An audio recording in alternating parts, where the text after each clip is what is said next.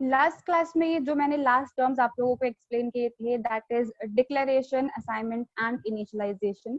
अब यहाँ पे कल मैंने दो टर्म्स आप लोगों को एक्सप्लेन की थी, एक तो था हमारा साइंड और एक था अनसाइंड। अब अगर हमें दोनों टाइप के वेरिएबल्स को क्रिएट करना है तो उसके लिए हमें किस तरीके का सिंटेक्स फॉलो करना होता है, उसके एग्जाम्पल्स यहाँ पे मैंने मेंशन किए।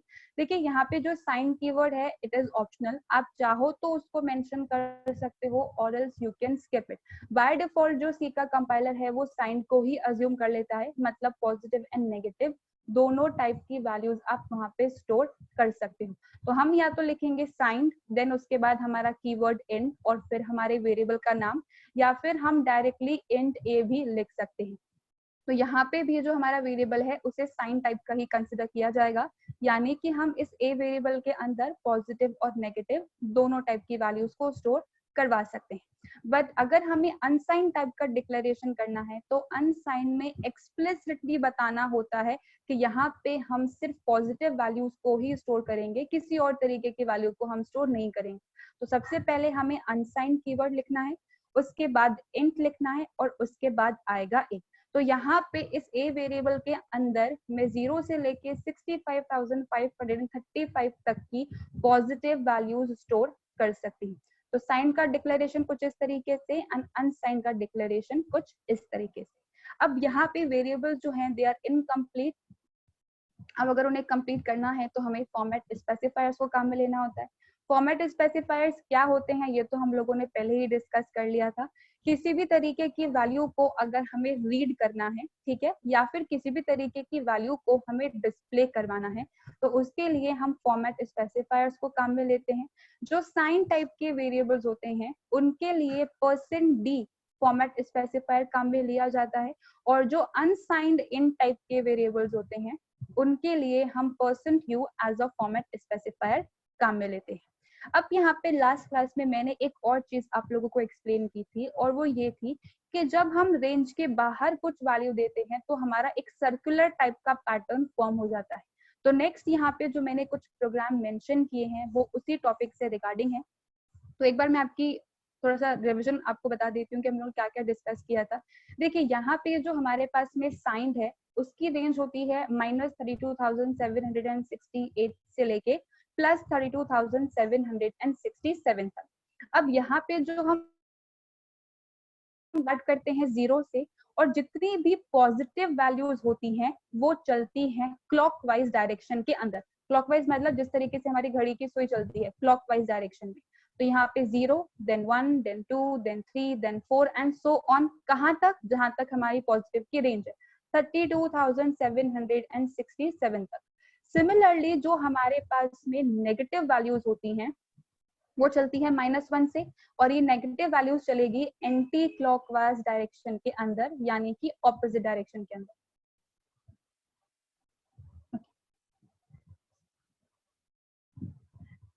मैं यहाँ पे जो डिस्कस कर रही थी that was signed type. Sign की रेंज यहाँ पे हमारे पास में कुछ इस तरीके की होती है, और जैसे कि मैंने आप लोगों को कहा जो वैल्यूज होती है उसकी काउंटिंग हम 0 से स्टार्ट करते हैं, जो चलती है हमारी क्लॉकवाइज डायरेक्शन में जितनी भी पॉजिटिव वैल्यूज होती हैं, यानी कि 0 से लेके 32767 तक। जो नेगेटिव वैल्यूज होती हैं वो -1 से एंटी क्लॉकवाइज डायरेक्शन में चलेगी -32768 तक। अब यहाँ पे अगर हम इस रेंज के अंदर वैल्यूज प्रोवाइड करते हैं तो कुछ भी हमारे पास में प्रॉब्लम नहीं है, जो वैल्यू है वो एज इट इज आ जाती। लेकिन अगर हम रेंज के बाहर काम करते हैं तो किस तरीके से हमारा आउटपुट जो है वो चेंज होता है, आज के एग्जाम्पल्स हमारे उसी पे बेस्ड है। तो जब भी हम वैल्यूज को इनपुट करते हैं तो आपको इस सर्कुलर पैटर्न को ध्यान में रखना है और फिर अपने आउटपुट को कैलकुलेट करना है, ठीक है। तो सबसे पहले जो मैंने यहाँ पे प्रोग्राम क्रिएट किया है बहुत ही सिंपल सा एक प्रोग्राम है। सबसे पहले मैंने यहाँ पे हेडर फाइल्स को इंक्लूड किया है, #include stdio.h and #include conio.h। stdio.h मैंने इसलिए काम में लिया है क्योंकि मुझे printf फंक्शन को काम में लेना है, और conio को मैंने इसलिए काम में लिया है क्योंकि मैंने यहाँ पे clr scr फंक्शन को काम में लिया है। अब हमारे प्रोग्राम का जो स्टार्टिंग पॉइंट होता है दैट इज मेन। मेन के बाद आते हैं कर्ली ब्रेसेस, और प्रोग्राम का जो सबसे पहला स्टेटमेंट होता है दैट इज वेरिएबल डिक्लेरेशन। अब यहाँ पे सबसे पहले मुझे डेटा टाइप बताना है, तो मैंने यहाँ पे बता दिया है इंट। इंट का मतलब पॉजिटिव और नेगेटिव दोनों टाइप की वैल्यूज हम यहाँ पे स्टोर कर सकते हैं। अगर हमें यहाँ पे पॉजिटिव भी स्टोर करवानी है तो स्पेसिफिकली हमें अनसाइंड मेंशन करना होता है। यहाँ पे मैंने कुछ भी मेंशन नहीं किया है, तो बाय डिफॉल्ट सी का कंपाइलर इसे साइंड अज्यूम करेगा। तो अब यहाँ पे मैंने एक 8 नेम का वेरिएबल क्रिएट किया है जो कि इंटीजर टाइप का वेरिएबल है, और इसके अंदर मैंने एक इनिशियल वैल्यू दैट इज 10 भी असाइन कर दी है। तो यहाँ पे ए नाम का जो मेमोरी लोकेशन हमारा क्रिएट होगा उसके अंदर 10 एज अ वैल्यू प्रेजेंट। उसके बाद मैंने यहाँ पे CLR STR फंक्शन को काम में लिया है। ये क्या करेगा, हमारी स्क्रीन को, जो कंसोल स्क्रीन है, आउटपुट स्क्रीन है, उसे क्लियर करने का काम करेगा। तो प्रीवियस जो भी आउटपुट होंगे वो सारे हट जाएंगे, प्रॉपर ब्लैक स्क्रीन वहां पे डिस्प्ले।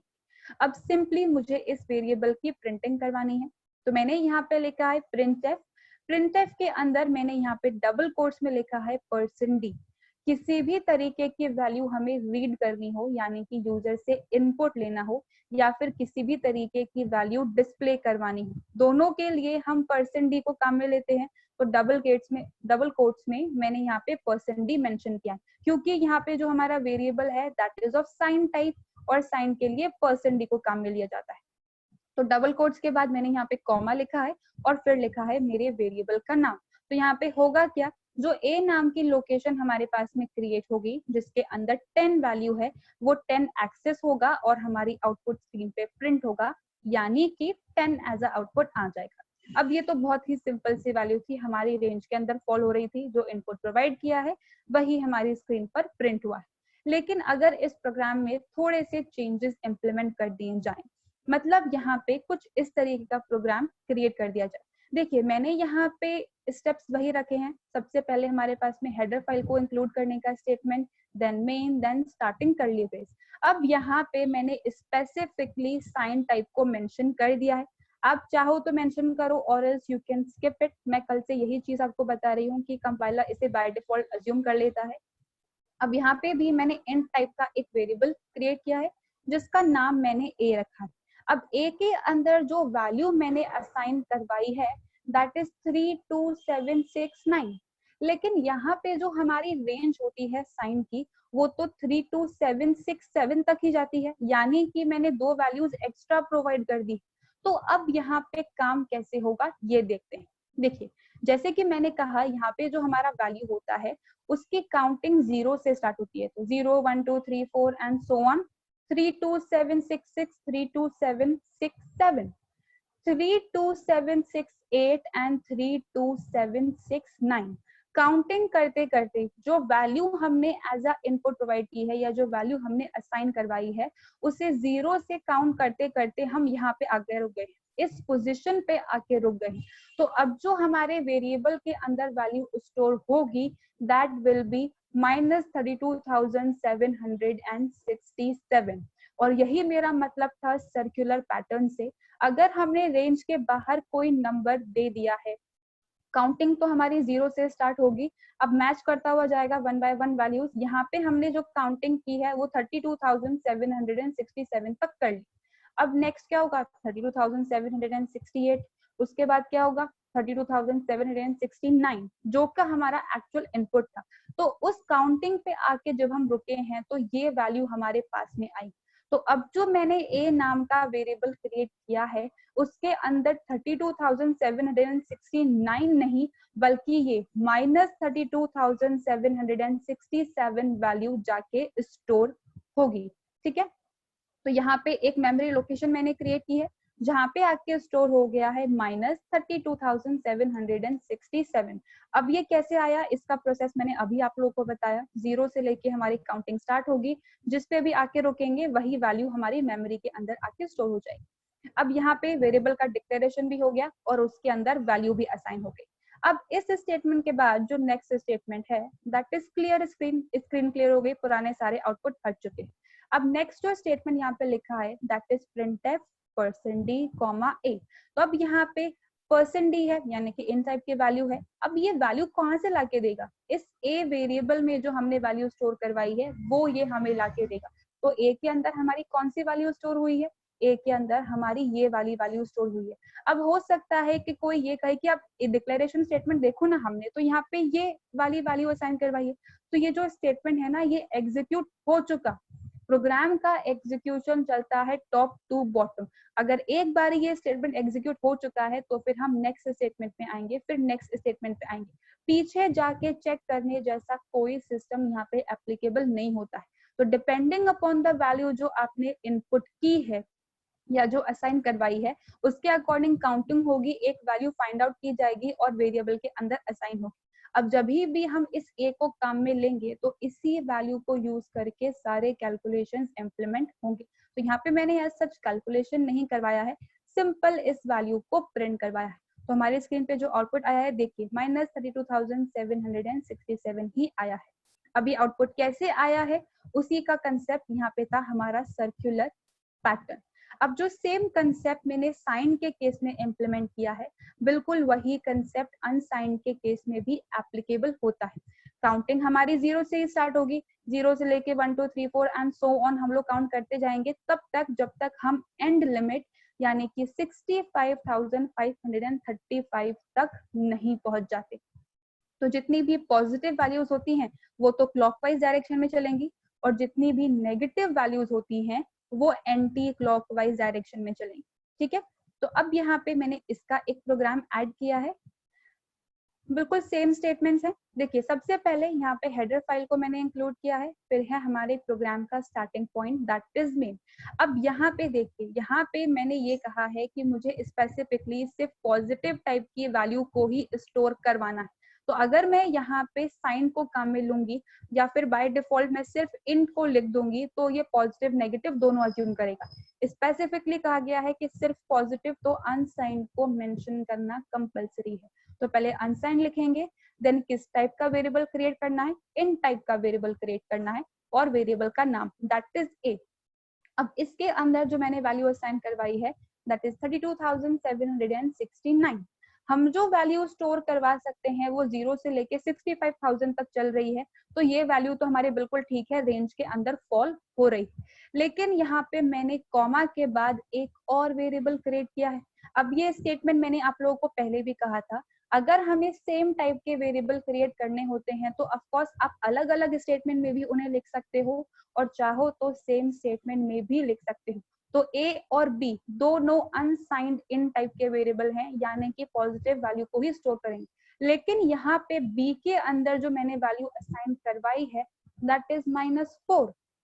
तो यहाँ पे काम कैसे होगा, हम चलते हैं भाई हमारे डायग्राम में, जैसे हमने साइन में ट्रेवर्स किया था। देखिए जैसे कि मैंने कहा पॉजिटिव चलता है 0 से क्लॉकवाइज डायरेक्शन में और नेगेटिव चलेगा हमारा एंटी क्लॉकवाइज डायरेक्शन में। अब नेगेटिव वैल्यू कहाँ से स्टार्ट होती है, -1 से स्टार्ट होती है। तो ये हमारा -1 है, ये हमारा -2 है, ये -3 है और ये है हमारा -4। तो अगर मैंने बी के अंदर -4 वैल्यू स्टोर करवाई है तो ये हमारी काउंटिंग जो है वो रिवर्स ऑर्डर में स्टार्ट करेगा। जहां पे भी -4 की काउंटिंग आके रुकती है और जो इक्विवेलेंट वैल्यू होगी दैट इज 65,532 ये हमारे वेरिएबल के अंदर आके असाइन हो जाएगी, यानी कि बी के अंदर 65,532 आके असाइन हो जाएगा। ठीक है, अब यहाँ पे अनसाइन टाइप के वेरिएबल्स की अगर हमें प्रिंटिंग करवानी है तो जैसे कि मैंने कहा अनसाइन के लिए हम लोग %q फॉर्मेट स्पेसिफायर काम में लेते हैं। तो प्रिंट एफ %q कॉमा ए के अंदर क्या है 32769 वो प्रिंट हो जाएगा।